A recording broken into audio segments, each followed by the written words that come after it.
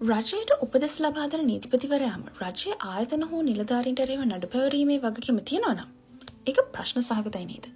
මේ පරස්පරතාව ගොඩක්ම තියෙන දූෂණ නඩු සම්බන්ධයෙන්. කලින් අවුරුදුවල හිටපු නීතිපතිවරු ආරම්භ කරපු ගොඩක් දූෂණ නඩු අලුතෙන් පත් වෙලා එන නීතිපතිවරයා ප්‍රමාණවත් සාක්ෂි නැහැ කියලා නඩුවේ ඉල්ලාස් කරගත්ත ඕනතරම් අවස්ථා තියෙනවා.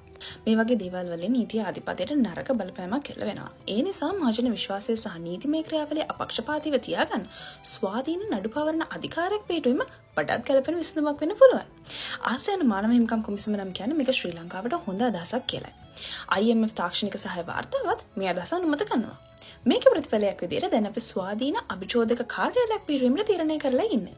නීතිපතිවරයා හෝ ඔහුගේ නියෝජිතයන්, අධිකරණ අමාත්‍යාංශයේ ලේකම්, අධිකරණ විශේෂඥතාවයක් තියෙන ජ්‍යෙෂ්ඨ විනිසුරුවරයෙක් සහ ශ්‍රී ලංකා නීතිඥ සංගමේ නියෝජිතයෙක්ගෙන් සමන්විත වෙන විශේෂඥ කමිටුවක් තමයි ප්‍රධාන ගැටලු ගැන සාකච්ඡා කරලා කාර්යාලය නිර්මාණය කරන්න මූලික යෝජනාව සකස් කරන්නේ. ඉතින් නඩු පවරන පද්ධතිය විශ්වාසයෙන් නැවත ඇති කරන්න මේක හොඳ උත්සාහයක් නේද?